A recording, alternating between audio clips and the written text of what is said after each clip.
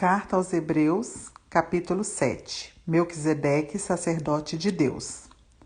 Melquisedeque era rei de Salém e sacerdote do Deus Altíssimo. Ele se encontrou com Abraão, que voltava de derrotar alguns reis e o abençoou. Abraão, por sua vez, entregou a ele a 10ª parte do espólio de guerra. O nome Melquisedeque significa rei de justiça e Salém significa paz. Portanto, ele é também o rei da paz.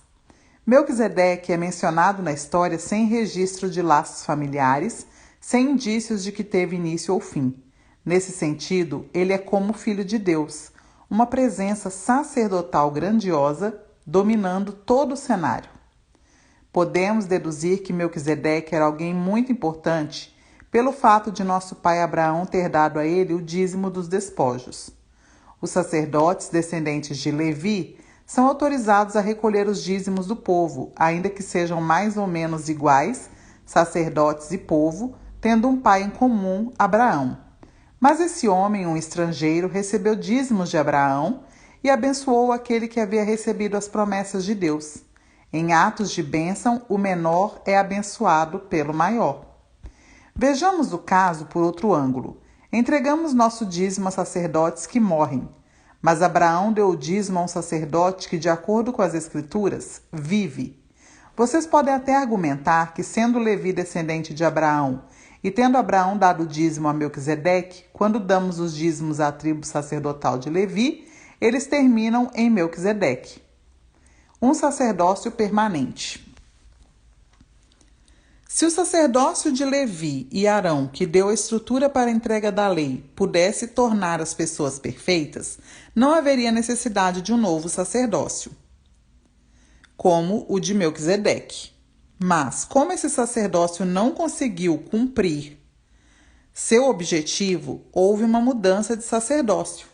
Com ele, veio uma nova lei, que instituía mudanças radicais.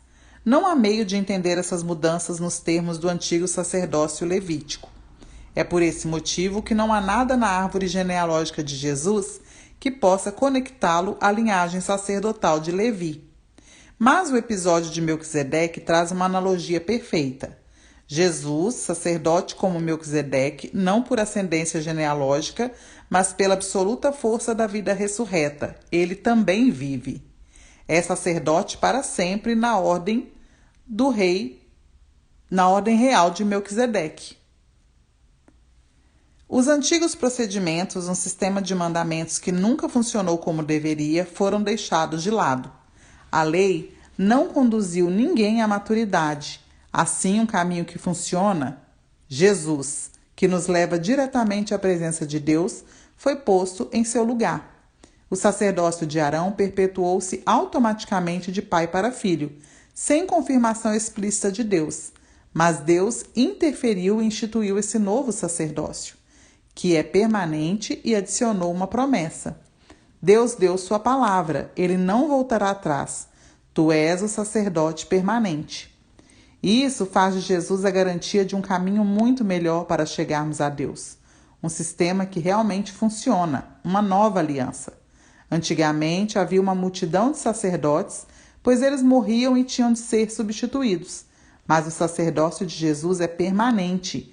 Ele está em seu posto agora e estará até a eternidade para salvar todos os que se dirigem a Deus por meio dele e o tempo todo trabalha para defendê-los. Portanto, agora temos um sacerdote principal que se adapta perfeitamente às nossas necessidades, totalmente santo, sem o comprometimento do pecado e com autoridade que se estende até a presença de Deus nos céus.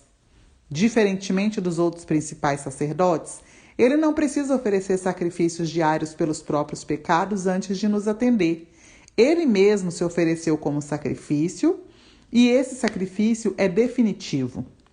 A lei indicava como sacerdotes principais homens que não conseguiam cumprir seu ofício com perfeição, mas a ordem que resultou da intervenção de Deus designou o Filho, que é absoluta e eternamente perfeito.